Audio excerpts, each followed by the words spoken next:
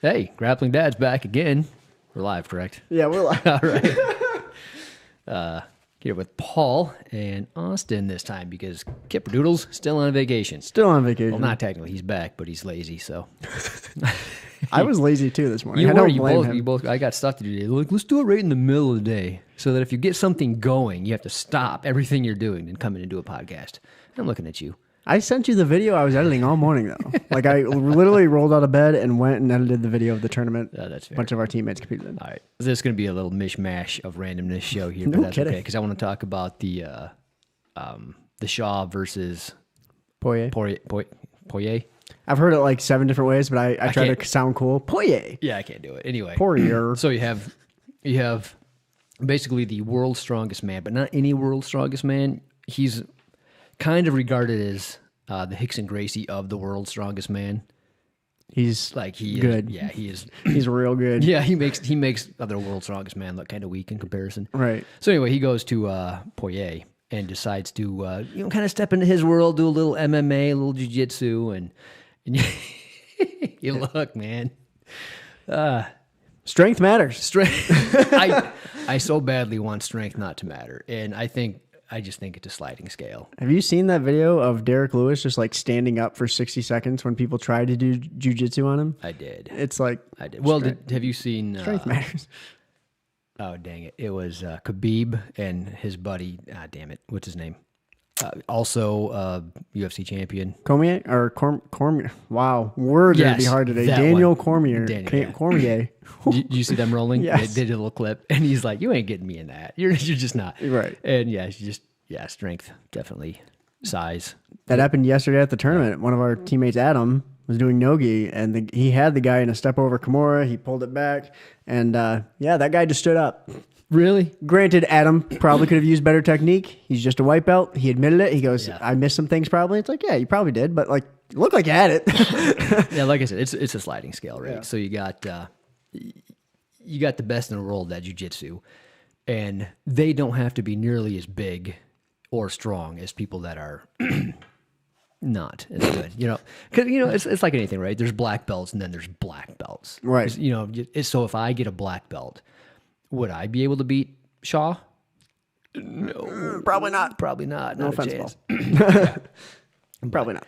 I don't know. It's one of those things where I want so badly for strength not to matter, but when you get a guy that's 420, I think. He's a big boy. Yeah, on top of you. It's like for me. yeah. Poirier was like, I can't. My lungs don't work. Can't Like, move 'em. Yeah, nothing's happening. It's we're just done. No. I got a cord stuck. What is going on here? All right, well, I was just laying on. That's my right, bad. well, That's my bad. So before we get in the show, Top Mount Apparel. There we go. I'm going to have to do the Kip side here, aren't I? yes, you are. Top Mount Apparel, topmountapparel.com. I wore the Jiu-Jitsu It's Not Karate shirt yesterday at a BJJ tournament in Paw Paw, Michigan, and someone said, hey, man, cool shirt. And I said, hey, man, topmountapparel.com. Go ahead and grab you one. Nice. And then he was like, I'll look into that. I was like, he's No, probably... do it right now. Do it right now. Let me see your phone. And then I was like, hey, man, our show gets a little kickback if you do that. Use GD10 at checkout. He was like, I don't know what you're saying. Get out of my face. Stop being a creep. You salesy creep. He was all for it until I started like really pushing it. I go, I'm just kidding. Get the shirt if you want. Just kidding, but not really. Yeah, right. So Top Mount Apparel, check them out. I believe their sponsored fighter, Miranda Maverick, has another fight scheduled. Nice. So that'll be cool to watch. When's that coming up? I believe she's in June as well. Okay. She just fought and won. She's got another one against, I'd pull it up, but I've got other Top Mount stuff I have to read. I can't remember. Marion something.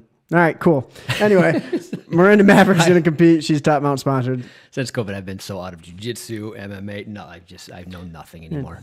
Well, they're actually sponsoring a tournament May 1st, Subspectrum BJJ in Iowa. And June 5th, they're in Nashville for the AGF American Grappling Federation. So, and oh my gosh, I got t-shirts. I just saw these. All right. So I'll show it to you. We can't show it to the camera. No, Don't look. camera, okay. These are exclusives. These are going to come out soon, supposedly. Those are amazing. Al, well done. Well done, sir. Yeah, send it. Also, May 1st, as I'm scrolling through these things, they're sponsoring a three-man tournament on combat sports. It's called the Combat Sports Coverage Tournament. Oh, okay. Winners get $1,000 and the championship belt. So there's a top mount team actually taking part. Really? So that's dope. That's fantastic. Yeah. They're facing off against Mitchell Roofing Exteriors. I'm hoping that's just like the sponsor. It's not like top mount BJJ athletes going against roofers. So if you're a BJJ athlete sponsor, you can like create your own team and then fight at a tournament? Mm-hmm. Oh, that's kind of cool. I believe so. That sounds fun. It's kind of what I'm gathering as I read this live. It's not something I suggest. Also coming out with leggings and sports bras for women. Oh, holy moly. Send them. Al. I need those. All of our lady friends For would me appreciate personally, those. obviously. And also, that's a sweet no-gi top. Let me see that. Al, man, just hit me with this stuff live on the show. Oh. I've already got... Yeah. That's dope. Al, you've outdone yourself. Sir. Al. You have outdone yourself. Oh. I'm impressed. I like All right, that. so those are all amazing. Top Mount, doing stuff right. They've got a ton of stuff coming out. To the Top podcast, you can listen to them. They are. That's it. You can listen to them. They are so much better in every way than we are. Kip's not here, so I can say that. That's a good yin and yang. One of It you is. It is. craps all over it, the other doesn't. I'm going to find who Miranda's facing. Barber. That's right. Okay. Well, it's not Marion Barber, is it? That's a former NFL running back. I don't know. All right. But anyway, there you go. Yeah. So, BJJ EE, another great article. We're not going to poop all over it. No, we'll just comment all over it. Yeah, I think there are some good points, but the headline got my brain flustered. You need to specialize in one type of submission in your BJJ game. That was the headline. You need to. Need. Big words. Specialize. All caps. Was it a clickbait title? I hope so. Did you read the entire thing? Oh, I did. Was it a clickbait title? Yeah. Because not only is that title contradicted throughout the entire article, because there's a bunch of bullet points, and I was like, all right, well, cool. The first bullet point they make. Remember, you need to specialize in one type of submission in BJJ. Point number 1, don't specialize at white or blue. So that's interesting. So two things to that, right? So if you're going to compete, you need to get good at a couple things, i.e. specialization. There you go. So you want to specialize in probably a takedown, because if you're doing a good takedown at white or blue, you're probably going to win most of your matches. Yep. So specialize in like a double leg takedown or whatever. And side control Kimura, right? Just get good at some really basic, easy to learn things and kind of just hit that and make sure you have something that you can go to. Yep. That being said, there's so much to learn at white belt, Which I imagine is why they said don't specialize at white or blue. Yeah. But you just told me in the headline, you got to specialize at something. Right. So it depends on where you're at in white belt. So I would say between 0 and 1 years, you have no other experience, right? So you weren't a wrestler, you didn't grow up fighting or whatever. You're just like, yeah, you're you. Me. You need to not worry about that one submission or that one takedown. You kind of have to learn a little bit about what it is, what jiu-jitsu is. Yep. So that's just about, first learn about the culture of the gym, learn about how to take notes, learn about the positions, learn about why they're important. Not just hitting one move for a tournament. Right. Because I think if you want to learn jiu-jitsu, winning tournaments at white belt is fun, but really, I don't want to say pointless, because I think if it's something you want to do and it makes you feel good about yourself and it gets you out of your comfort zone, there's a lot of good things about it that'll help you personally. Yep. But as far as how much it really matters in the grand scheme of your jiu-jitsu career, I think it's not very. It doesn't matter. Right? Yeah, I think doing a tournament as a white belt simply helped me find very obvious holes. So like I got caught in a reverse triangle, and I was like, whatever, that's just cool. I asked Justin, I was like, how do I not do that? Right, let's fix this. Yeah, let's fix that. And then the other one was the guy tried to go for a hip bump and didn't get it. I blocked him down, but then I based right on the mat. Yeah. Boom, Kimura. Yeah. So I said, all right. We've all been there. Yeah, right. And I mean, it's a pretty easy idea and setup, and it worked. Cool. And I remember I went to Morgan specifically, and I said, hey, if someone hip bumps me, like Amanda, because Amanda used to love doing that hip bump. Oh, that's one of my favorite sweeps. Right. Yeah. And if you can pop it quick, it's a good one to go to. But I said, Morgan, how do I avoid getting swept so easily without basing out? And she gave me some little pointers. And one of them, as a white belt, was like, just go with it. Like, that'll teach you how to learn to be on bottom in someone's mount, and then you have to skate mount. Like, as a white belt, just be uncomfortable all the time. It's like, that sense. It makes sense. I liked it. Yep. But yeah, as a white belt, you just kind of, you do what you're told, right? Yeah. You just go in there and, you're just going to learn what you're going to learn. Yep. Even thinking that you can specialize in anything within your first year it's nonsensical. No. Yeah, tournaments don't really matter except for fun and camaraderie, and you know what I mean. It's just I wouldn't worry about winning white belt tournaments. Don't tell that to some of the competitors I saw yesterday. I understand. I understand it feels good. Right. I'm just saying it doesn't matter. There are some riled up people. Yeah, that's unfortunate. But even a blue belt. So a blue belt, like you can roll, you know some stuff, you got some skill, but even all the way through. So when you first, you're a baby blue belt, you're really, really green. You're still very, very beginner. But you can do stuff, you can recognize stuff. You're starting to put things together, like you know what I mean. Yeah. And even then, maybe at blue belt, I'd start going, all right, I want to get good at a takedown. Like if I'm going to do competitions, like I said before, get good at a takedown. So now you can start to go, I'm going to work on this every day. I want to get really good at this move and then this move. I think maybe a blue belt, you could start to, I don't want to say specialize, but get good at two things. Have a game. Have a little game plan, right? Yeah. So you want to be better at this aspect than they are. And that's easy to do at a blue belt level. Yeah. Yeah. Once you start getting out of blue belt, now you're, 4 stripe blue, you're heading towards purple. Now you should have a decently well-rounded game. So if you specialize all the way, if you try to specialize in a white belt, obviously that's going to fail. But if that's your goal, I'm just going to get good at 10 things, and that's all I'm going to do, and you do that white, blue, by the time you're getting purple, you won't be one because you won't know enough about jiu-jitsu to But I got a really sweet armbar. Well, yeah, that's just it. So it's kind of like if you're 4 years in, you're a 4 stripe blue belt, you're winning competitions because you're really, really good at the couple things you do, the handful of things you do, and that's all you drill, that's all you practice, and you're like a black belt level in these handful of things. You'll catch me once, right? Right. But you're not going to catch me again and at the higher levels. It's just Right. you need to have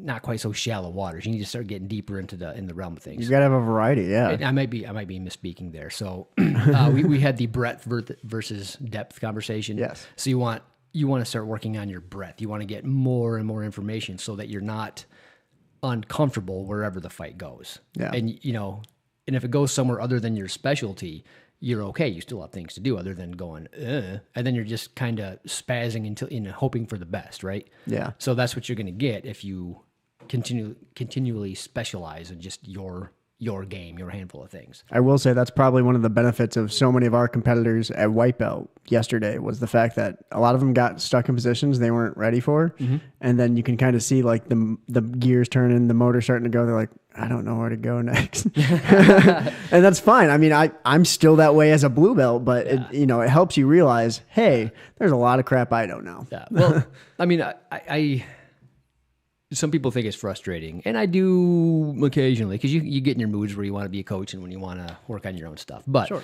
you get brand new white belts that don't know anything. You kind of let them work and you let them get inside control, and then they just go, I don't know what to do. Yep. So you give them position, you're laying, they're like, just take whatever you want. I just want to see what you got, and they're like, I don't know what to grab. Don't know. Yeah. So as you progress through jiu-jitsu, you get less and less of that. So at least from each position, you want to work on having one thing at first. Like, all right, from side control, I'm going to go for at least this. Yeah. From mount, I can at least do this.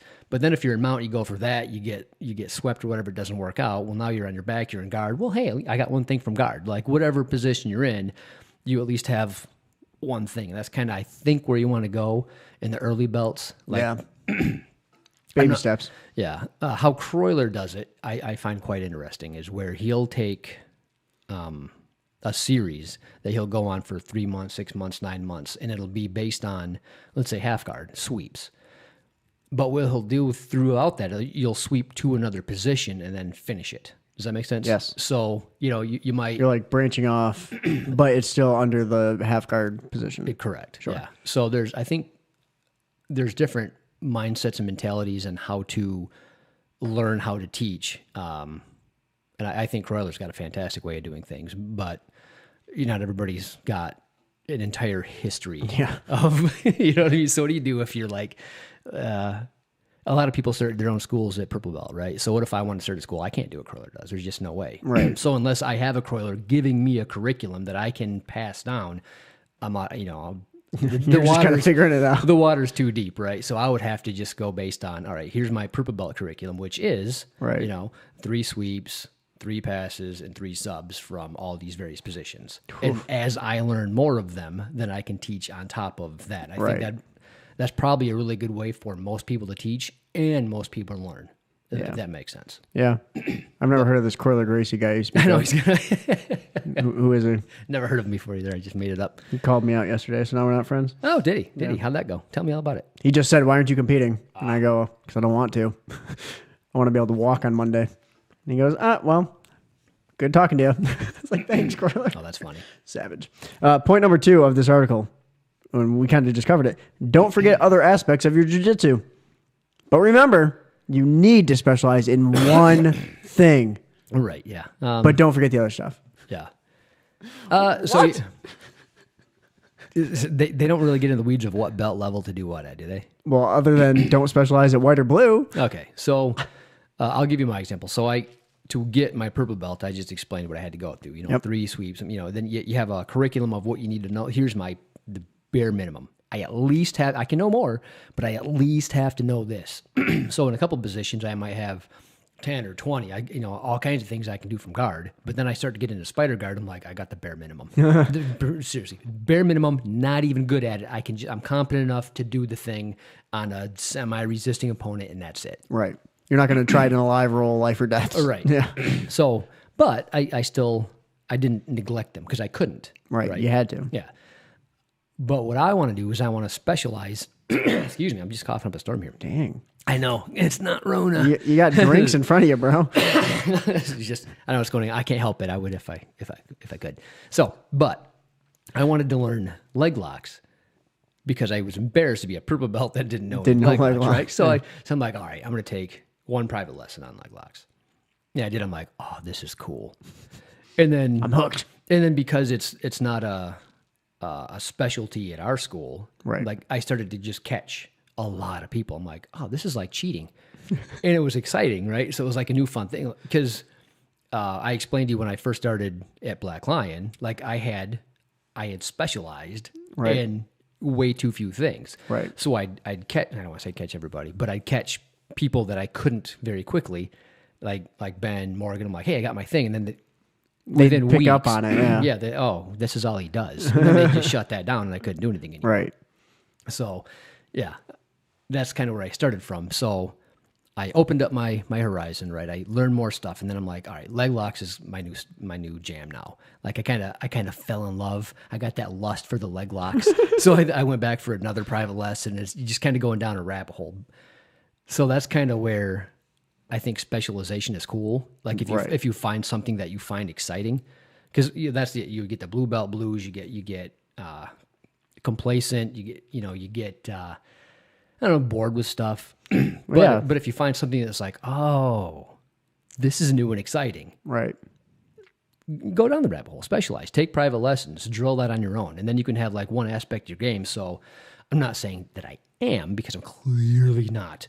But you could have like a black belt level at a specific aspect of your game. Doesn't make you a black belt, right? But you can be at a very, very high level compared to your current rank at this particular sequence or whatever we're talking about. And I think that's cool. But I think maybe at purple belt, you can start doing that stuff, branch out. Like, I like this. Right. But like the article says, don't neglect everything else. Like if you find a weak spot in your game, like, yeah, everybody's catching me in this.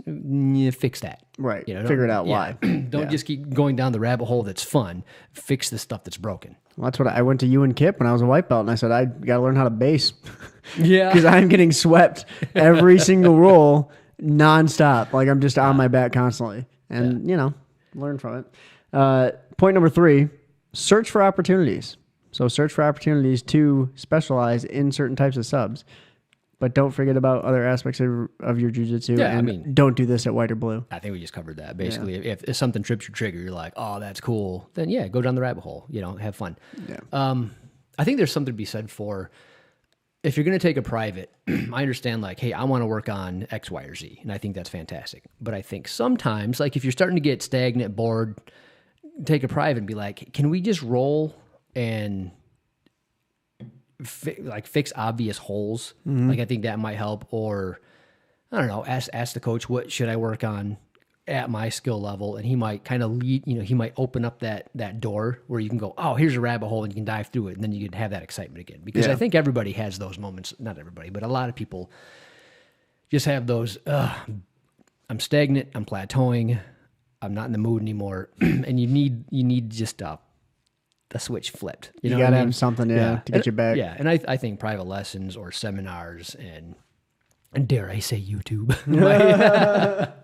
Well, just like even getting inspiration of going to a tournament or watching. You were saying you watched Mackenzie Dern's Armbar. Oh yeah, I want to bring that up. So I seen a little snippet of her armbar, and I'm like, that was fantastic. And I think a lot of people are told not to cross your feet. And here's Mackenzie Dern crossing her feet. So How'd she get it? I didn't see it. We were at the tournament and someone said, Mackenzie Dern won via armbar. All I saw was the highlight because I didn't actually watch the fight. It was just on Instagram, and she was in the armbar position, feet were crossed. And then I remember learning that don't ever cross your feet. Yep.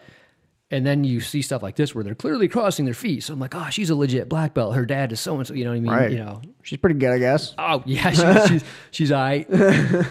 But I think, I want to say Croyler mentioned it either on his podcast or in a seminar. Might have been both, but either way, he's like, you can cross your feet so long as they're underneath their far shoulder. That locks them in. Ah, okay. So just kind of having that little nuanced understanding of, it's fun, right? Right. So that's a way you can go down a rabbit hole. So you can watch a video like that and go, why is she crossing her feet? And then you can ask a coach and go down a rabbit hole. Then you can start playing with a whole new aspect of how to armbar. Yep. Because I've been armbarring for years. And, you'll take a seminar or a private lesson or hear a podcast and you're like, I had no idea. And then there's this same thing you've been doing for years that now you have a lot more options and you can make way better. Yeah. So I think if you're open-minded and curious about jiu-jitsu more than I just want to win, it's going to just be a lot more fun. Yeah.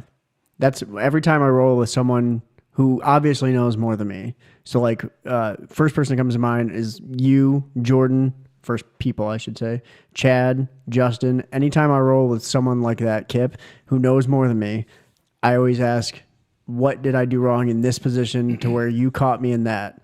And like, I remember Justin got me in the step over Kimura so many times, and I would finally get my elbow down to the mat, and then he'd catch me in something else because he's a brown belt, so he might, he might know a few more things. But it's like, all right, now that I'm getting out of this, how do I make sure you don't transition to this? How do I, like, there's a whole rabbit hole you can go down as far as like seeing the full scope of the position. Yeah. He's playing chess. I'm still playing like checkers, and I might know one of the chess pieces. Yeah, but it's fun. Yeah. It's fun learning all that stuff. Somebody like you you understand that, and you're curious. Like we had a BJJ everything question that said the same thing. Like they're all playing chess, and I'm playing checkers. I don't understand. They're already defeated, and they're 2 months in. Yeah, brand new. Ooh. Yeah, I understand where you're coming from, but I think that's why it's nice to reach out to the to a community. Yeah, and be like, hey, I feel pretty overwhelmed, and I don't think this is for me. And you're like, whoa, slow down. It's really hard in the beginning. Like everything sucks. You suck at everything. It's just right. Probably unless you're Shaw, you're you're going to lose a lot. So you have to have a paradigm shift. Yeah, that goes from. We'll give you for an example. You're really good at tennis, but you kind of grew up in it. You don't remember what it was like because I still remember being really bad. How old were you when you started? So I started when I was 13. I was kind of a late bloomer. Oh, really? Okay. Yeah. So I actually broke my hockey stick. I was downstairs in my basement and I found an old tennis racket, and I just started kind of like using that as my hockey stick, which is frowned upon. And yeah, and then I started hitting against the wall, and I was like, you know what? Maybe I'll just go play tennis because like. I wasn't good at ice skating. Floor hockey was it wasn't going to happen. Hockey was done basically. And then I started playing tennis I started hitting as if it was a baseball bat. And then I had a one-handed backhand, which is completely ass backwards. It's not how you want to play tennis. And I remember, like, I still got second singles just from being athletic and being able to get the ball. And then I had a coach who said, hey, you're going to get by to some extent doing this the wrong way. But if you'd like to get better, I'll show you this and this and this. And then you can kind of develop it from there. And then, down the rabbit hole, I was learning different serves, learning different spins, learning different techniques for forehands. Like, it was just a whole... Yeah. I think if people did the same thing for jiu-jitsu, like you can get by a long way on athleticism and doing just dumb things, right? You're right. But yeah, if you want to get better, you need to treat it this way instead. But I guess my point was, most people don't remember what it was like to learn how to walk. You'd fall and fall and fall, then you try to run, you'd fall, right? But you just did it. You went through it. But then you kind of after a certain age, you become competent and good at stuff, and you forget what it's like to learn a whole new skill. Yeah. Especially a very, very hard one. Yes. So... And that's actually point 4 of this, which is one I wholeheartedly agree with. Efforts and detail matter. Weird, huh? Yeah. It's an obvious one, but people still, they just don't take into account. Like, you have to get all these little nuanced details when you're doing certain techniques. And if you don't hit them all, it might not work. Yeah. You know? It's frustrating because it seems like there's just not enough time in the world to learn what you need to learn. Preach. Yeah. So if, you'll see somebody like, any black belt, and you can't really appreciate how much time and effort they put into this. And then, like we said, there's black belts and there's black belts. So there's black belts that grew up in the sport. So, I mean, they were doing jiu-jitsu longer than it takes most people to get a black belt by the time they were 16, right?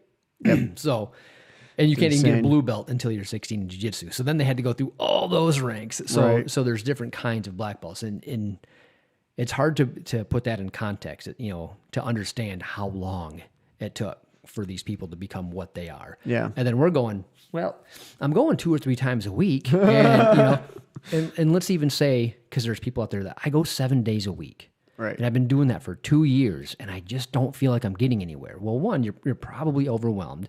Unless you have specific coaching just for you, there's so much, right? Right. You never know the right or wrong way to do something. Yeah. I think sometimes it's actually better to go less. On your body for sure. Yeah. Well, yeah, on your body, but I think even like mentally, and even your ability to learn. Like sometimes you need to think about stuff. Like who doesn't, especially when you're on fire for jiu-jitsu, you think about it on the way home, you think about it at work, but if you're going every single day, it kind of just all runs together. Yeah. It's kind of like when you work 12 hours a day, 7 days a week, you don't know what day it is anymore. Right. You know what I mean? You can't really keep any perspective. So, or forgetting bad habits. There's been so many times in tennis where I remember I took, because of COVID, I had 6 to 8 months where I didn't play tennis. And then I came back and it's like, all right, I need to learn how to do forehand again. All right, cool. And then for whatever reason, my serve was better. I was like, because I'm just doing what I naturally need to do. I'm not thinking about it. I'm just going up, reaching up, snapping it down, boom, serve. But jiu-jitsu is the same way. Maybe. I felt like trash after quarantine kind of died down. I can't imagine how bad I'm going to be when I finally get back to it. You'll probably be better than everyone still. Like, well, we have a lot of wrestlers now. I've taken enough time off like this where I understand that it doesn't take long to get back in. It's just I forget what it's like to get back in. It's been I went 4.5 or 5 years straight.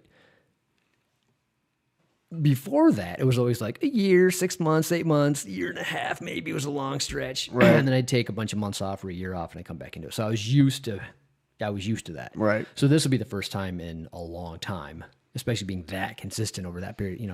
So I don't know. We'll see. But I think it's going to be hard on the joints. Probably, yeah. My knees, for sure, were feeling it the next day after the first couple weeks. They're good now. But, like, getting all that, callus type of stuff back. Yeah. Feet, same thing. I was getting rat burn. Rat burn? Rat burn. Those rats. We don't have rats at Black Lion. Right. It's old school. We don't care. I actually had a Travis from Croilers. He thought of a challenge. And I can't remember what it is now that I'm saying it out loud. How dare you. But it was something to the effect of he wants to face you in a match because he's a purple belt now. and we'll just see who survives. I'm done with that. And then there was something with Jamal. You versus Jamal, or I'm him not versus doing Jamal. Not in UFC fight. Jiu-jitsu. No, still no. Strength doesn't matter. It does though. It does at my level.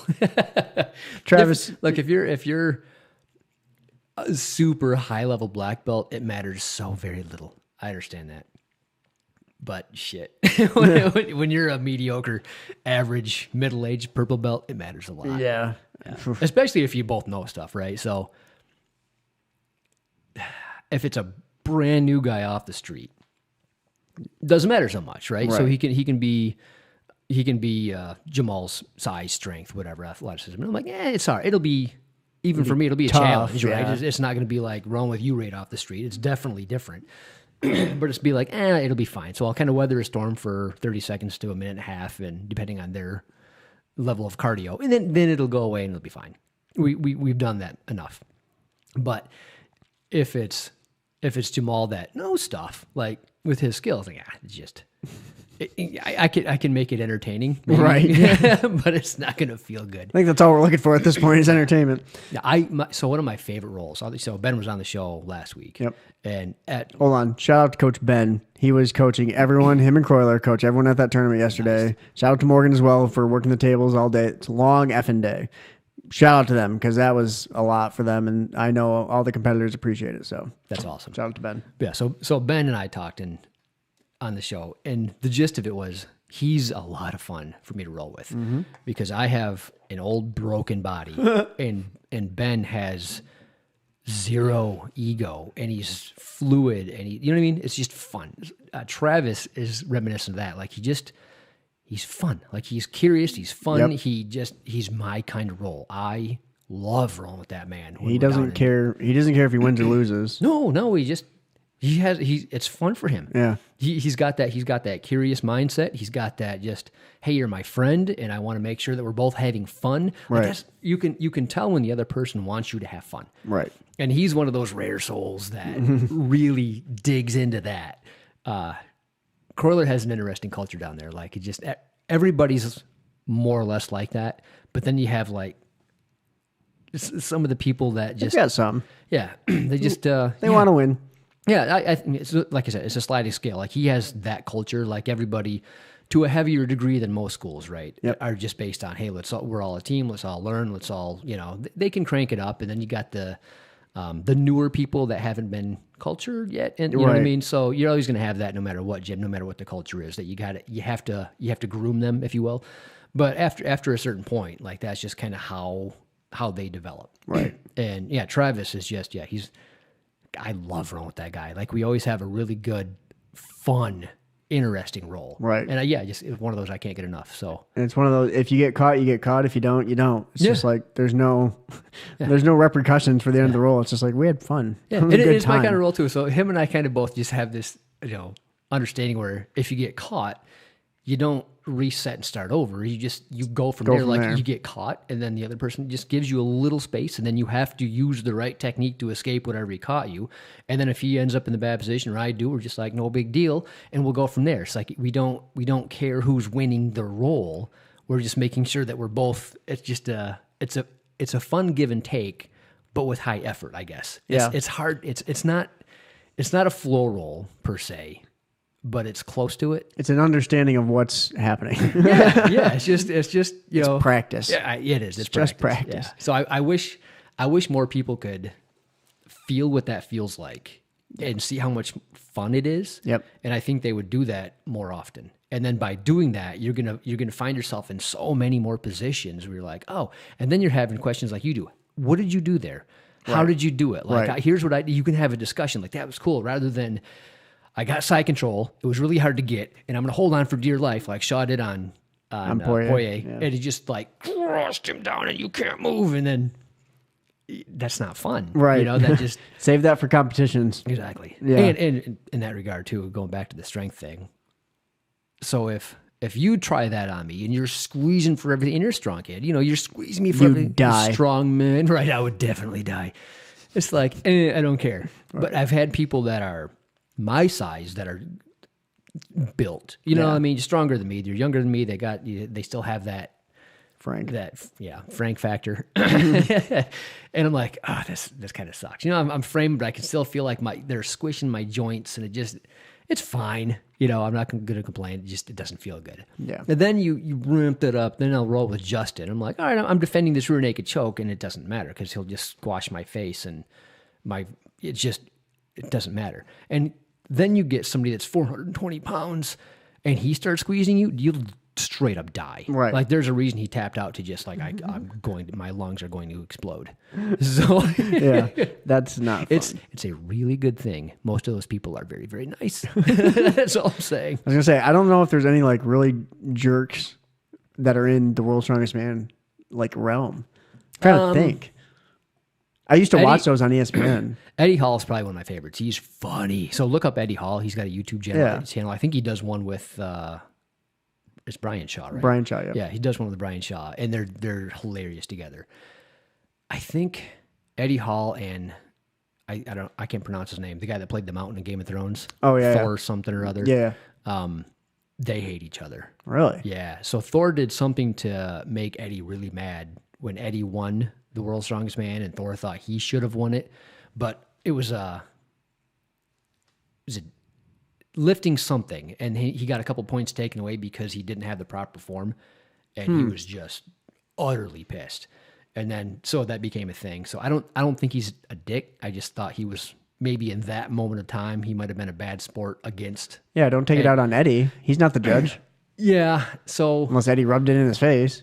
No, you got points taken away. I don't think that's what it was. I think he might have taken it on Eddie, but certainly the community he bitched about it, and Eddie was like, "Don't take this from me. Don't take the win away from me because you got penalized." Yeah, right. Sure. So I think it was one of those things. But I think as a whole, everybody seems like they're really cool in that community. Ironically, that happened yesterday at the tournament. Chris, one of our blue belts at the gym, he had, or his opponent, I should say, had him in like a leg lock, and the ref was warning him, "Hey, you can't do." I think he was going for a heel hook. I don't know if you can do heel hooks at blue belt. In gi or no gi? Gi. Oh, I don't think so. Not in gi. Okay, so I don't know. I filmed the whole thing and I still don't know. Right, that's the scary part. Well, everybody's got gis wrapped in. Trying to see what they're doing. But he, I believe he had him in a heel hook, and the ref warned him, like, "Hey, you can't do that." And so he stopped, and then it looked like he's going for it again, and then the ref basically told him, "You need to straight ankle him, otherwise it's a DQ." And Chris was like, "Why are you telling him?" He told him, "You have to go under, and you got to get under this place, otherwise it's a DQ." And so, Chris took the loss as it is. He's like, "Whatever, I don't care. It's Fuji." Right. And it's Fuji. But afterwards, he asked him, he goes, "Why are you telling him how to get the win?" Like, why is the ref telling you how to get the win? It felt very weird. That's odd. Because on one hand, you're like, the ref is going, he's trying to give him all the chance in the world. Like, hey. And that was his defense. I don't want to DQ someone at a local tournament. And it's like, but at the same time, I get it. He's breaking a rule. Yeah, no, I can definitely see both ways. Yeah, it was just I weird. couldn't be a ref. Oh, hell no. That's just not my. Jamal said that last week. Jamal's been a ref, and he goes, "I will never ref again." Oh, really? Too many angry parents, too many angry kids. It's just not worth it. Yeah, I've heard a couple angry parent stories where if the kid's coach isn't there and available, they'll hold the kid off the mat. But that's why the tournaments last 18 hours is because you got all these parents going, "Well, we don't have a coach, so we're going to wait until we have a coach." Well, then you're DQ'd. Well, then you got angry Karen, screaming bloody murder.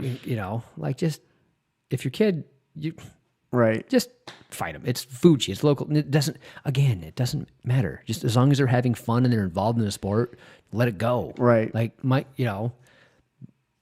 kids haven't won every one, and they're not worried about it. Right. It's not going to ruin their lives. And if it does, something else going on. Yeah. There's a lot of crying kids. And by a lot, I mean, I was there for 20 minutes for the kids part. I saw 2 crying kids. Yeah. It's like, stop. Yeah. Yeah. If you're trying to live vicariously through your child, through jiu-jitsu, you're doing it wrong. There was almost a fight with a parent and a kid. I say kid. He was like 18. I think he was a legal adult. And it's just like, why? What are you so amped up about? That doesn't make any sense to me. And they tried to fight like one of Croyler's dudes. Oh, no, don't do that. Well, everyone from Croyler's camp was there, and we're just kind of like, no one said anything? It was very strange. Why? Just why? Yeah. It's a Fuji. You can call me like the worst names known to mankind. I'd be like, okay. I probably deserved it, you know? I'm not. I don't know. Maybe I'm just not that angry. Yeah. I like to think I am. Yeah, I think if you want to take it serious, that's cool, right? Like if you like doing this and you like to win, I think that's fine. But if you go and take it too seriously, If your mom's threatening to shove and punch people, that's a little bit too far. at the point, like we had one last year where somebody pulled out a knife. Like, no, it's not that serious. He was like, a black belt too. It was a black belt. That's unfortunate. Yeah. Like It's giving a bad name to jiu-jitsu practitioners. it shouldn't, right? Because it's one individual. It should give that guy the bad name. But Yeah. I don't know. I hate it. Like just be. Why can't everybody just be cool, man? Right. It's like the ref can't see everything. Not everything's going to go your way. right. I don't know. You're in a fight, like you know what you're there for. So if you get an accidental elbow or a black eye, like it's probably an accident. You Right. don't have to lose your mind over it, but people do. They take offense to stuff, and Yeah. I don't get it. So that's just not my scene. I like playing too much. Like I said about Travis. I could roll with that guy all day. Right. Same thing with Ben. It's fun. I can leave. I'm not hurt. I'm not sore. I can work the next day. Right. It's fun. But if I have somebody that needs to beat me, it just takes that fun factor out for me. And they both have competed. So, like, they know how to turn it up, but at the end, they're not, like, slamming the mats and chucking their gi or whatever, throwing their belt. I found out the hard way. So I rolled a lot with Andrew. And funny enough, I always thought, if we ever went hard, I'd beat him just because I have the size and strength advantage and not realizing just how much more technique that he has than me. So when we had our little death match, I'm like, oh, okay, I get it. Yeah, they can in fact turn it up there just being very, very nice. That's the scary part with that group. Like, we have some guys who can do that too, but like, it seems like everyone at that gym can just turn it up. It's like, Brian, Blake, we call him Blake. I don't know what. Well, yeah, I've rolled with story him. behind Blake. I've rolled with him just a handful of times. And he was a pretty new blue belt. And I can, I've seen his tournament videos. Yeah. And I've rolled with him like, oh, that's two different people. You know what I mean? It's just, you should be able to do that. You should be able to turn it, turn the dial up and down. And then when you're new, if you turn the dial up too hard and too fast, that's when you get injured because you don't have the body control. You don't have the understanding of what's going on. You don't know how to land. You know what I mean? Right. There's so many more things that can go wrong when you're a white belt and a blue belt. I think once you start getting through to the end of your blue belt is when you can start to, all right, let's go a little harder, right? Let's ramp it up and make it less flowy. We can start to go, 75% up. But I just think doing that when you're too new, it does more harm than good because that's when you learn the bad habits. That's when you get hurt. Yep. So I understand it's fun to win. I get it. I understand trying it out. Like, let's see if it works. I get it. But if we're actually trying to learn jiu-jitsu, I think it does more harm than good to turn it up too hard, too fast. Yeah. There was one, I don't know what school, I don't know what coach, but he just kept yelling to his white belt, calm down. You're burnout in 10 seconds. Calm down. Yeah. It's like, yeah, you're right. Good call. Last point. Be careful what you specialize in. This article sucks. I know, man. Like, I understood it. I kind of got what they were doing, but it's like you contradict yourself throughout the whole article. Yeah. It's like, don't specialize in like flying arm bars. No kidding. Well, they're fun. They're fun to watch. I've never done it. I was going to say, how many have you done? Your knees would give out trying to jump that high. I could do one on Jamal because I knew it wouldn't affect him. Like I wouldn't pull him down and land funny. He Yeah. would just hold me up and let me catch you. He would let me do it correctly where I'm safe. But not everybody's a professional athlete that outweighs me by 100 pounds. Well, not 100, probably 30 pounds. I was going to say, he's not that. He outweighs me by 100 almost. Yeah. Yeah. You weigh any more yet? I'm 155. That's me. But I don't know what he is when he's not he at fights weight. at 205, correct? I know what he fights at. So I don't know what he walks around at. I just want to make sure I'm not saying that wrong. I'm going to guess. I'm just guessing Jamal walks around at 225 to 235. Probably. Yeah. So did I ever tell you a story where we're doing the warm-ups and we're running around the gym, just kind of getting warmed up before class? Uh-oh, leg gone. You want to fix that? I don't know if I can. Yeah. just keep going. All right. So you want to turn that light on? Yeah, okay. Yeah, all right, hold on a second. We're having technical difficulties. So, so anyway, we're running around. You might want to turn that one on. No, look at it. It's great. Oh, that's great. All right, you got a good camera. So we're running around class, and I jumped on his back, and he never missed a stride. Just ran like nothing happened. And then I forget who it was, jumped on my back, who was already on his back, never missed a stride, didn't even wiggle. Wow. Just kept on running like nothing happened. I'm like, that's pretty sweet. Must be nice. I'm impressed. Yeah. If my kid jumps on my back, it crumbles my knees. I think I had to carry someone for my blue belt test, and someone was about to jump on my back, and then Chad's like, no. Someone smaller. We're not trying to literally kill him. I was like, thanks, Chad. Yeah, much appreciated. I don't know if you're going to specialize and be careful to specialize. I don't know. So let's take the Danaher Death Squad, right? They specialized in leg locks because it was a hole in the game of the high level jiu-jitsu tournaments. Sure. And they capitalized on it. So they specialized in it and they were better than everybody for quite a little while. And then people are like, all right, got to fix that. So by the time people caught up, they had already specialized in like taking the back and choking out from there. So, you know what I mean? So they keep on one step ahead. Smartly. So what's going on in the jiu-jitsu? One, I have to be competent at that, so they can't just screw me up with it, right? Right. But where's it going? Where's the tides going? And I couldn't tell you. You'd have to take somebody like Croyler that literally studies every single world's jiu-jitsu match that ever happens. Like, I don't know. Yeah. I love jiu-jitsu. I really do. You know, obviously we do a podcast on it. I think Right. I think it's cool. I think, you know, the whole jiu-jitsu saved my life. I'm part of that community in the sense that it's a healthy hobby. But with Croyler and his ilk, it's like they're just different breed, man. They study the game. They're like the Bobby Fischer of jiu-jitsu. It's just what it is. Like they're going to know everything there is. They're going to see where it's going to go, but then they can coach their people on what's happening next or what should happen next. Right. And yeah, you get Croyler, Danaher, Renzo Gracie. You get those people, and yeah, it's just different, man. Gordon Ryan's calling his shots before tournament matches. That's insane. Oh, that's pretty cool. Yeah. Like, even if you hate the guy, it's like, yeah, what? There's a lot of things you can say about Gordon Ryan, like, but just strictly jiu-jitsu wise, strictly no-gi jiu-jitsu wise, I'm sure he could kick my ass in gi, absolutely. Yeah, you think? Yeah, I'm sure that was a stupid statement. Yeah, that was a pointless thing to say, and I regret it. But you know what I mean. But all we watch him is doing no-gi, no-gi, sure, right? So I think he's a blue belt in gi now, or something like that. No, he's a black belt. Is he? Oh yeah, he's definitely a black in belt. gi. Yeah. Don't you have to test up for that? Oh, I don't know how they work. Not everyone tests. No, I think in Henso school you just get promoted. I think. Don't quote me on that. We have to look it up. That was I'm saying a bunch of dumb shit right now. I don't know what I'm talking about. That's fine. That was actually I'm out of my realm. That was a question from a listener. Well, hold on. I'll read this quote. All right.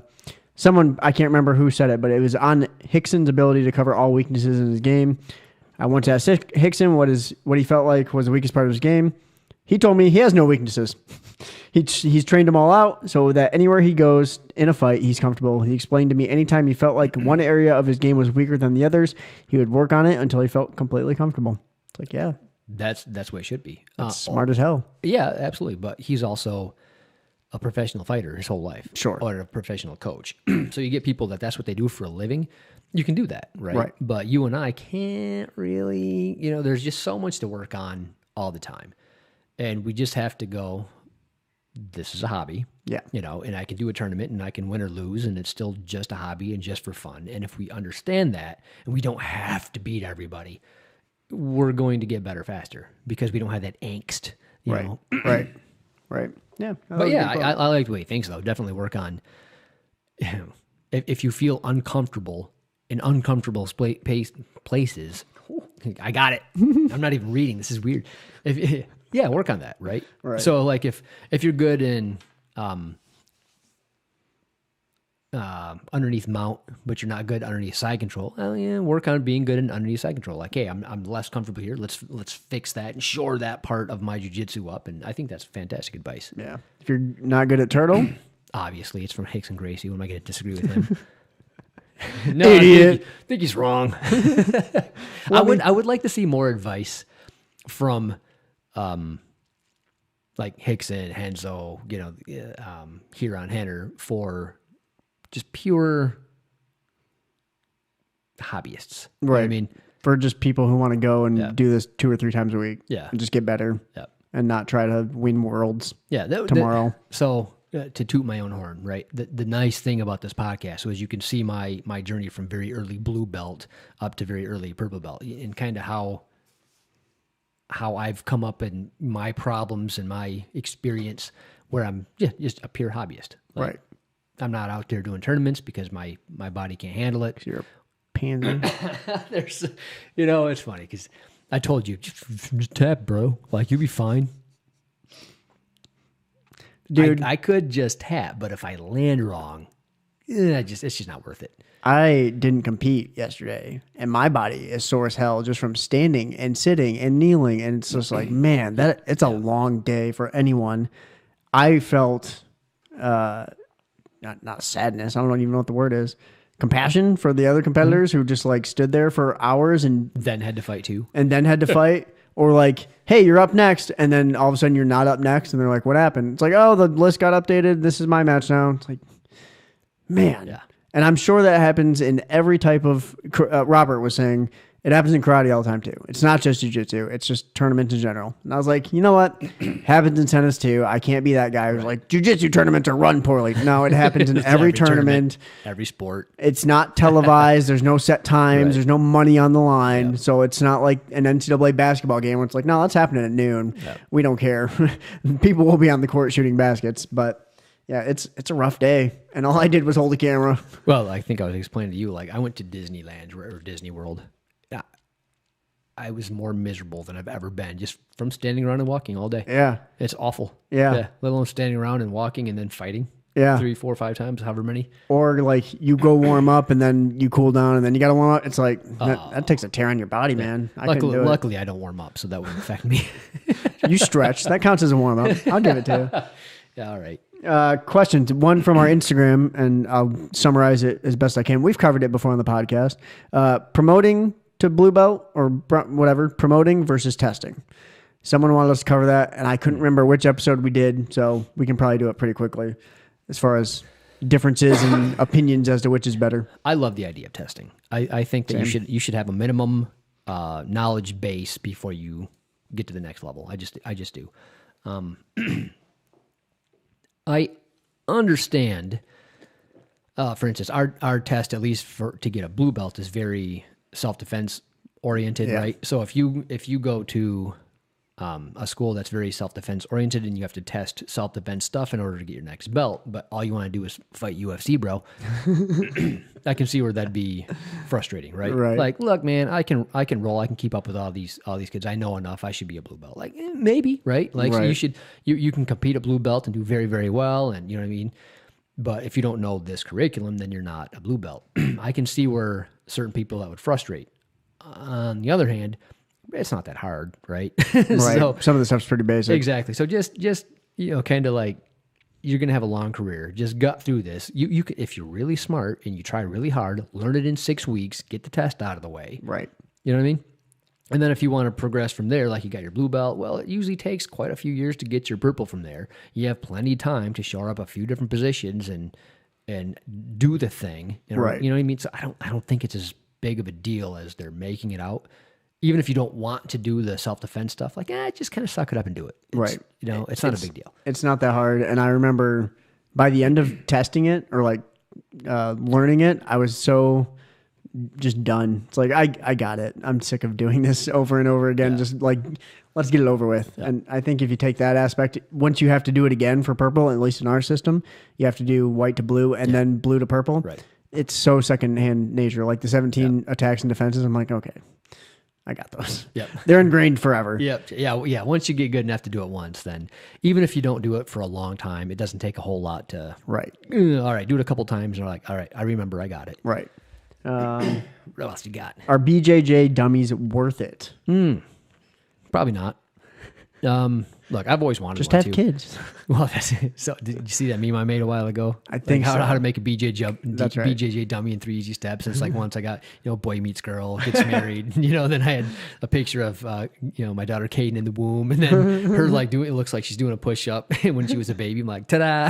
BJJ dummy. Yeah, and I tell you what, they work really good. It just takes about 9 to 10 years, and you can roll with your kids. It's the long game. I get it. I don't know, man. So. Probably cheaper to just buy one.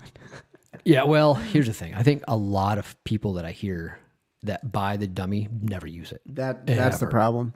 I think if you did use it for just basic drilling stuff, maybe, but I don't know. Like you have to be comfortable with the stupid dummy in your house that you're not ever going to use, like the treadmill that you probably bought. Like, right. It's just in a corner. You're using it as a hanger. You know what I mean? Just understand that if you buy the dummy, it's probably going to end up, as a party dummy to scare people more than it's going to be actually used for jiu-jitsu. Right. So could it possibly help?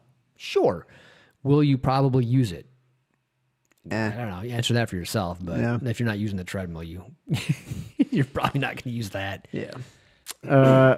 Are people going into tournaments right now at a disadvantage, aka white belts who just started, may not have as much experience, or mat time going against white belts who are only white belts because of quarantine? So like, let's say at our gym, we had some white belts and they weren't able to train for a year, but they've obviously still got, 6 to 8 months of experience compared to some newbie who just walked in off the streets like, I want to compete in jiu-jitsu. Yeah, I mean, to be fair, like I've been in quarantine for over a year now, not doing jiu-jitsu, but I still do it with my kids. Right. You know what I mean? So I'm still going through the moves and teaching them. And yeah, it's not the same. I get it, but I'm not doing nothing. Right. But there's other people that have done nothing. Yeah. Like they have nowhere to go, nobody to help. It's just nothing. They can watch YouTube videos or something. It's just not the same. So yeah, there's probably an advantage, but if you're, like I said, if you're a white or a blue belt, it doesn't matter. Yeah. Like just learn jiu-jitsu. Don't worry about winning tournaments. You'll have more fun and you'll get better faster. And you'll learn more at those tournaments. Yeah, I don't think jiu-jitsu tournaments really matter until you're black belt anyway. Everything else is just preparing for the black belt journey, I guess. Yeah. Ooh, the black belt path. Black belt path and journey. Get some. Unless it's Worlds. Apparently there was a kid there yesterday who had won Worlds. Oh, wow. It's like, cool. That tournament probably meant something. This means nothing. Yeah. This is him training for Worlds. Yeah. So the local tournaments, like the Fujis, they're awesome. I'm glad people do them. It's fun for all.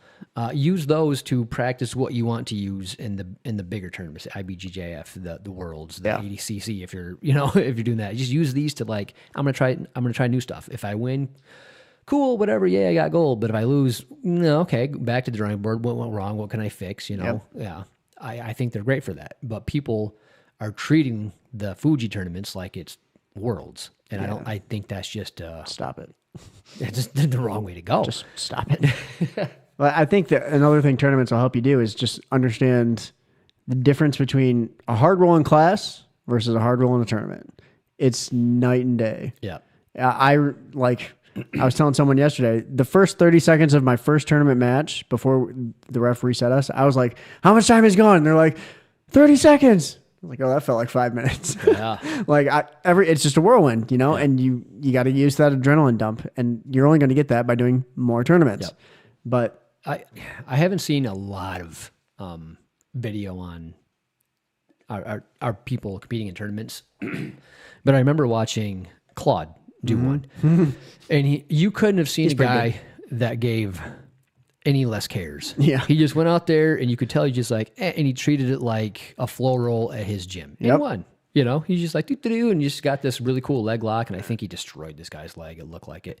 But it doubt it. It was so smooth and slick, and that's what your jiu-jitsu, like I said, love him or hate him, watch Gordon Ryan compete. Look at his face, look at how much energy he expends when he's doing that. Like, he knows when to calm down. He knows when to kind of flow, take it easy, not expend any energy, and then you see him turn it on. Like when he locks something up, bam. That's when he uses all his reserves. Yep. He's trying to end it. A lot of these tournaments, you see everybody use all the reserves from go. Yep. And that's why the 30 seconds feels like 10 minutes. Felt like a long ass time. Yeah, because you don't know how to conserve your strength and when to burn some reserves. Have you ever seen what's his name? Alex Seaver from Yeah, Carlson. yeah, he's a great guy. So he was there, and he refs and competes. And someone was like, "Man, he looks so calm." And I go, "Yeah, because this is what he does. Yeah. He's comfortable just being uncomfortable, and he knows when to, like you said, knows when to use energy, knows when not to." He was just like sitting. I think he was trying to get someone's leg, and I was like, "Watch, he'll probably like." Sure enough, like pretty sure that's what he got. It's like, yeah, I rolled with him at the seminar last year, 2 years ago, however long it was. Okay, yeah, he's super fun. Yeah, just very, very methodical, very calm. Like, he put me in positions that he was just better at than me. I'm like, I know what you're doing, and I can't stop it. My defense is not as good as your offense, and he's just, I like the way he rolls. Just super way. nice. And like once he got me, like he would then let me kind of work and kind of let me get him in positions, and just a super super nice guy. Yeah, I like him. But yeah, he rolls the same way. Then I haven't seen a lot of his tournament videos. Yeah, so the one I didn't see too much of the one yesterday because someone else on our team went and I turned that way. But I remember a year ago now, probably he was rolling and he got an Imanari roll on someone and just like locked up that leg, took it with him, and was like going home and. Like just super comfortable, super chill. Another day at the office for him. Yep. No, like you said, like Travis rolls. I can see him rolling that way outside of tournaments. He's just super calm, super relaxed, just gonna flow with it, and then he's gonna turn it up in tournaments and get his positions. Nice. He's a good dude. Yeah, I like it. I think that's the way to go. I don't know if a lot of people teach that. They teach you moves. Chill. Yeah, right. They don't teach the attitude of rolling. Yeah, sure. Just telling somebody, "Hey, calm down, bro," it doesn't teach the attitude of rolling. Yeah. Like you have to mold and show and let them feel it. Does that make sense? Yeah, like it's tough. Like watch me roll with this person that can do it. Yeah. Like watch how this goes, right? And now watch over there and just point out two people that are just like bulls in a China shop, just fighting each other. Yep. Watch that. Now, feel what I'm doing if I'm ramping it up and giving you nothing. Like that's not fun. Right. Now feel this. Like you have to, and even once you feel it, you can't do it. No. You have to constantly put that effort into being able to roll that smooth, that chill, I think. Well, that's part of the hard part is not understanding what you're supposed to feel. I can't remember his name. There was a white belt in class, and he's bigger than me, just wholeheartedly bigger than me. No kidding. And yeah, right? Shut up. I'm like 185 pounds of muscle. But he couldn't get me anything. He's too new. So I just kind of let him move around. And eventually he got me in something. He goes, "Do I have it?" And I was like, no. But you're close. And if you do this, you'll probably be able to get me to tap. And he goes, "Why can't I get, like, what did I do wrong to get it?" And it was just kind of like that understanding, okay, now you're starting to feel something as far as like body positioning and where I should go. He was super chill, super relaxed, good roll, but like he couldn't get me in anything that he wanted. And he was trying to figure out why his body wasn't going where, yeah. So it's like understanding you're going to be uncomfortable in this part, but you're going to be comfortable in this part. And yeah, it's a whole mindset, like you said. Yeah, I would like to know if that's like a teachable, trainable skill, or if it's just something that as you get good and as you get comfortable, it comes naturally. I haven't talked to Corler a whole lot about this, I don't think. Yeah, I don't know. Like, how do you train calmness like you train a Kimura? You know what I mean? Like when you're the coach and you're rolling with somebody and you're trying to like train the spaz out of them. Like, what's the best course of action to do that? Beat them up. Just destroy them. Or just yell at them. Yeah, the beatings continue until morale improves. It's fine. Well, we've got people at our gym who haven't learned that yet. And I went in Thursday for advance, and little Robert, was very upset. He goes, "I told you to calm down." He's telling this guy, like, "I told you to calm down, chill out, relax." I won't name the guy. I don't even know if I know his name. I wouldn't know him. Yeah, right. But too long. It was just like, yeah, how do you teach that aspect? Like, hey, you're going way too hard for what this is. Calm down. I've only had, I can count them on one hand, the amount of people that went, "Hey, how do I roll where I'm actually not pissing people off?" Yeah. And they've worded it in a few different ways, but how can I roll to be helpful? Because I don't know anything, but I don't want to be a jerk. Right. You know what I mean? Right. And I'm like, oh, it's nice. Neat. It's neat when somebody comes in with the attitude, and the first thing they say almost day one is like, "Hey, I don't know what I'm doing. I don't want to be that guy. Like, can you help me to figure this out?" Right. Like, I can try. Right. You know what I mean? It's a long path. It's a bit of a process. Right. But yeah, we'll see. That's a good question. We should ask Crowley that. How do you teach the not spaz? Yeah. Yeah. How do you get people to not freak out? Yeah. This one was probably obvious for us, but cutting weight for a jiu-jitsu tournament, should you do it? The guy who posted this is looking to cut 7 pounds in a week. Oh, yeah. Yeah. Easy. I could do that. It's like a pound a day. I mean, you can. You're fine. I wouldn't stress about that stuff. Especially now the brackets are so much bigger. It's 15-pound increments. If you know, like the top of the bracket, when I did my cage fight, it was if you weigh less than, what was it? Less than 185, I think you're within 6 pounds. If you're more than 185, you're within 10. Okay, So you're like, all right, well, if you're 200 pounds, it would behoove you to lose 15 pounds if you have long enough to do that. Otherwise, you're like, well, I'm 200, I can go up against 210 because they don't care what weight it is. They just place you close enough. So I'd rather be with, the wrong side of 6 pounds and the wrong side of 10 pounds, I suppose. Sure. That being said, it's just like 7 pounds on weight. You're gonna be dead. Yeah. No, you can do 7 pounds in a week. I mean, you can. Yeah. But okay, it depends how big you are, right? So if you're my size, easy. If you're your size, you're gonna struggle a little bit. So that might be that might be different depending on your weight class. I wouldn't worry about it too much. Especially like if you're asking the question, you're not fighting professionally. And if you're not fighting professionally, it's probably not worth trying to lose any weight. Right. Don't kill yourself. Like, hey, if it's a good idea to lose some weight because it's healthier and you feel better, absolutely, it's a great idea. Yeah. Maybe stop eating ice cream by bed like I do every night. That's probably would behoove you in more than one aspect of your life. I've not eaten ice cream in so long, and I've still not lost weight. Not that I'm trying to. I'm trying to gain weight, but you need to eat Twinkies. I'm trying to gain weight like in a good way. Not get like a big old belly. That's not hard. You just eat more calories than you burn. Go mad. 1 gallon of milk a day.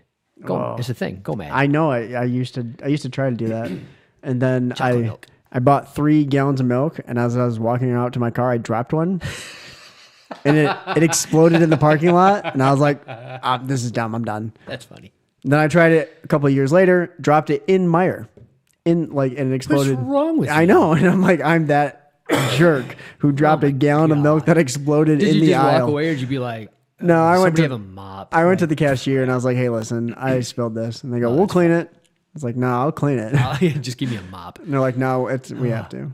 Yeah, it's not that. Milk a day. So when I was 155 pounds, I went from 155 to 205. And it's 60 pounds? How? Or 50. Sorry, good math there. I ate until I hated eating. That's what you eat. If you're enjoying every meal, trying to gain weight, you're not going to gain weight. You have to have to dread eating every single meal if you want to get big. Yeah, it's just what it is. I definitely only eat like 3 meals a day. Oh yeah, that's not enough. Yeah, I was eating 6 to 8 5 meals to 6, a day. yeah. And yeah, I was always eating. I had a jar of something by my machine it doesn't matter what it was. I was just constantly throwing stuff in my mouth. I am. Gosh, there's so many jokes. It's so many. All right, let's see if there's anything on the good old. Wow, Roy. Sorry, Roy. I couldn't monitor the YouTube while being on the show. Gordon was promoted to black belt in February of 2016 by Gary Tonin. Do you think at purple belt you should have a position or submission at the black belt level? Yeah, close. I think Like if you were to specialize in something, could you get a Kimura to black belt level? Purple belt 0 stripes, no. Purple belt 3 or 4 stripes, I'd say yeah. Work on something that you're really legitimately good at, that you enjoy. Still make sure that you're well-rounded and your breadth of knowledge is, still deepening. But yeah, pick something and get great. Get your thing. Need to clang and bang more. Just get stronger, bro. Niall. Yeah, just get big. Is he from the UK? Niall Gallagher? I don't know. All right. This is a weird ambiance shot now that I'm watching it on the YouTube. That's very nice. It's romantic. We should have a candle. Do you want to do the YouTube real quick?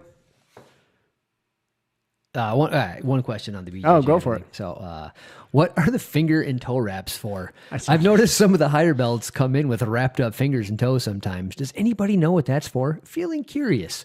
Oh, you're going to learn. Wait till your fingers are gone. It's funny, right? Because you don't need them if you kind of do it right. Right. Well, But if you're in there just trying to win, grabbing death grips, oh, you're gonna need that. even if you're not, like, I feel like it would help. Does Coiler use?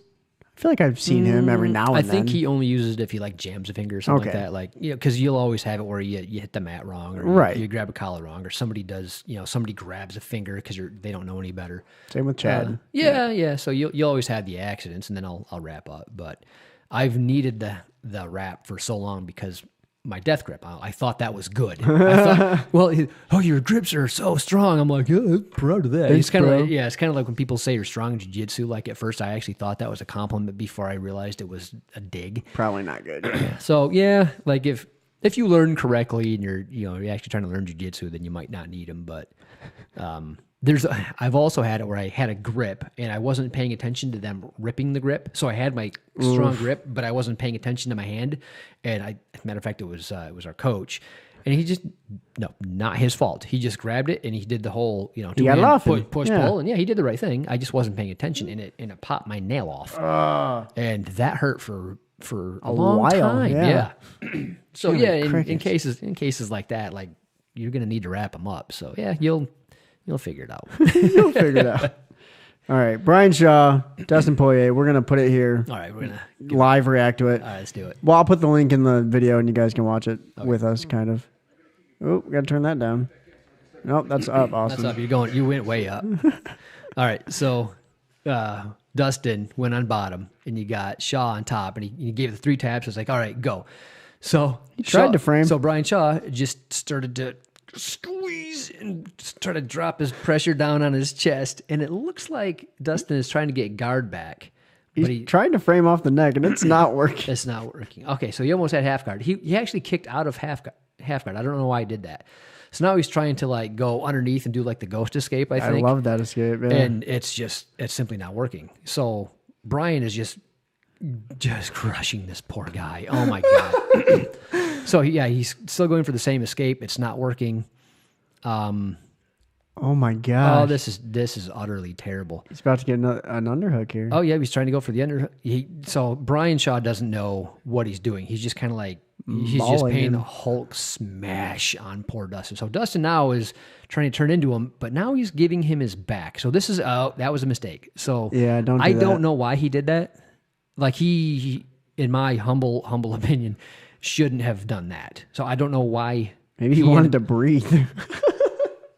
He would have been better off just bringing his elbows inside and trying to let Brian lay on his elbows than turning his back. Because now he's like, Take Brian, it. Yeah, he just choked him out. Like so, Brian Shaw just choked out Dustin Poirier with knowing zero jiu-jitsu because oh my God, look how much bigger he is. He's like at least 2. What's he fight at? Dustin? Well, he fought at 155, I believe, in the last one. Okay, so let's say he's McGregor. let's say he's 180 there.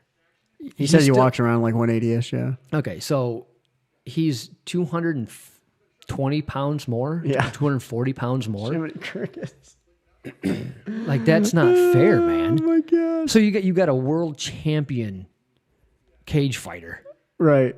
and he just got his ass beat by the world's strongest man that knows nothing. Yeah.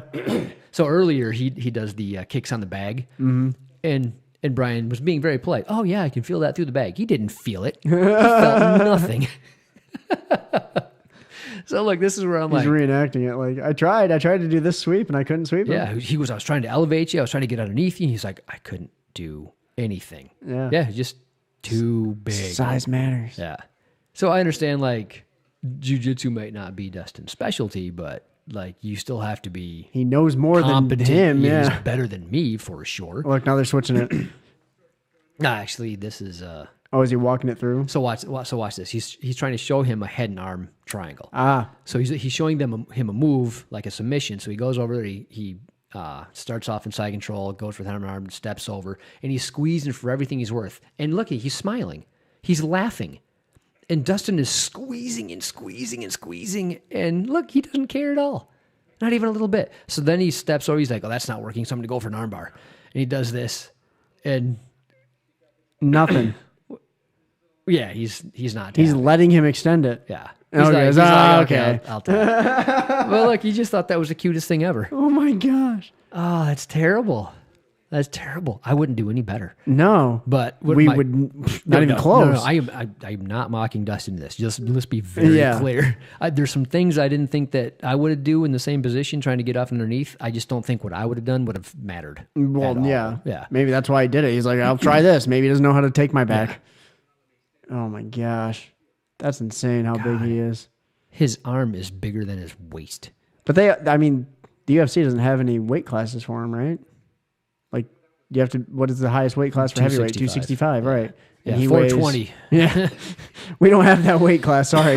Yeah, that's just, Now he's trying to, what is that, a slicer? He's showing them a bicep slicer, Yeah. and he doesn't care. He didn't care. His biceps too big. Yeah, he's like, yeah, if you grab your hand like this, I'll just do a bicep slicer. And Brian's like, that's adorable. He just flexes and it pops open. Yeah. Oh my gosh.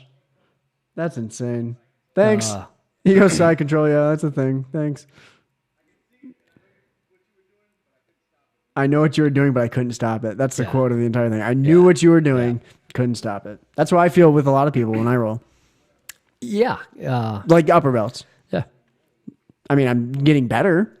Do you, how do you feel rolling against really, really big white belts? Like, clearly you can outclass them jiu-jitsu wise. You've been doing it long enough where you know more than white belts. Yeah, sure. But if they outweigh you by, let's say, 50 pounds, which is easy to do in that gym, do you feel that out of sorts with 50 pounds more? No, not out of sorts by any means. Like, I'm never, I shouldn't say never. I generally don't feel like I'm in danger, if that makes sense. Like, they're going to lay on me and it's fine, and they're going to put pressure on my neck and it's like, whatever. I just turn and make sure you don't kill me. So you wouldn't give them your back and no, let them choke you out. But like, that's a whole, like, so 50 pounds is not 200 pounds. You know, I mean, that's a whole other person. That's two people on Dustin. Yeah, that's not just a whole nother person. That's a whole nother humongous human. Yeah, 240. Like, that's another Justin or another Jamal. Yeah.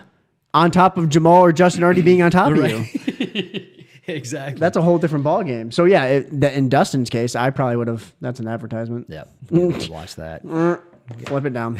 Yeah, in his case, I don't know what I would have done because that's a whole other human. Yeah. If a white belt comes in off the street and they're bigger and they're not a former NCAA wrestler, then we've had some wrestlers and it's like they're still going to take me down and just hold me down because they understand pressure way more than I do. Yeah, as I've advanced through the belts, I feel less and less out of sorts with really big people.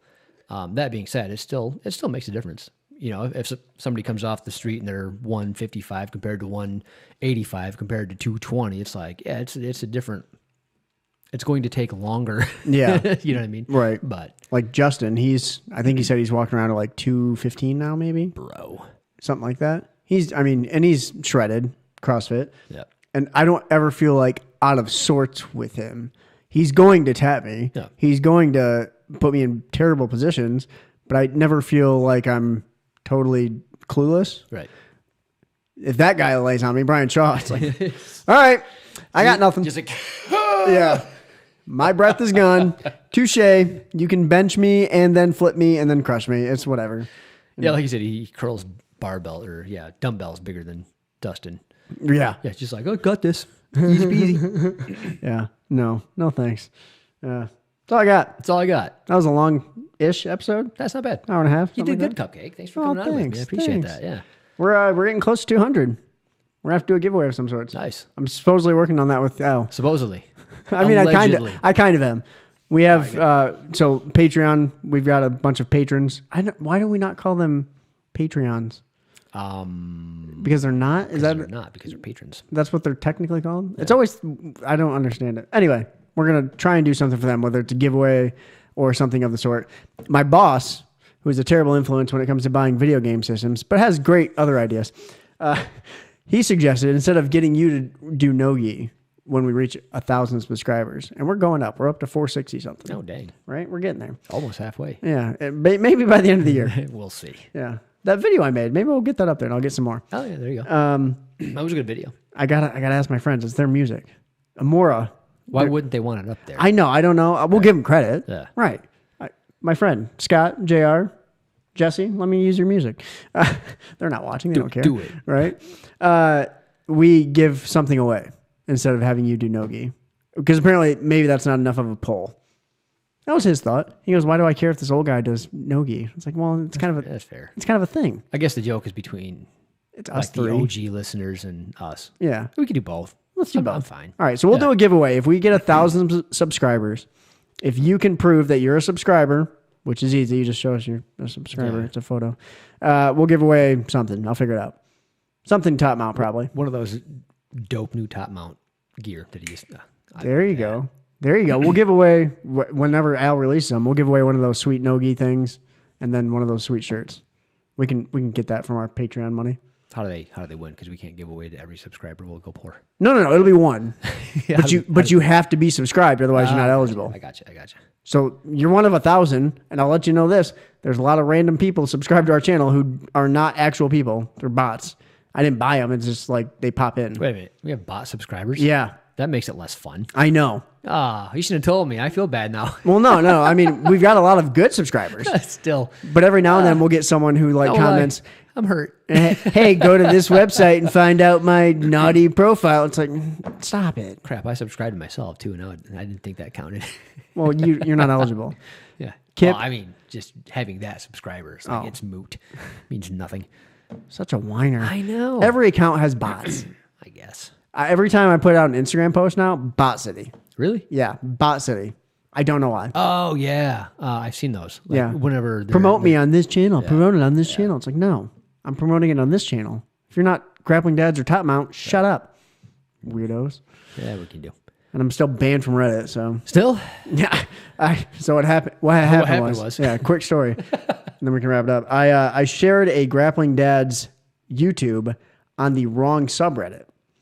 It was, and I was just scrolling through and I accidentally tapped the wrong subreddit. I shared it to Coronavirus Michigan. Whoops. Which is obviously not jujitsu. This is how you get coronavirus. And I Just sweating each other's mouths. You get it. well, I got a message like, you're banned from Reddit for 3 days. And I was like, why? And they go, you shared a jujitsu link in Coronavirus Michigan. And I was like, oh, that was really unintentional. I don't know why you're so angry about it. Worth it. Clearly a joke. Fine. Yeah, so when I get back, I'll share more stuff. But yeah, 1,000 subscribers on YouTube, we'll give out some top mount gear to whoever subscribed. You got to be subscribed to YouTube though, otherwise you're not eligible. I like it. And you're not eligible till we make 1,000. So share, like, Share, subscribe. Tell your grandma. Tell your grandma. She'll love us. I don't know if that's true. Probably not. No. All right. All right. Social medias: Facebook, Twitter, Instagram. Grappling Dads _podcast. Follow, like, share, comment, do all that stuff. Patreon. They're important. It's cool. We love you. Time out. We love you. Don't you have like a tagline you have to say?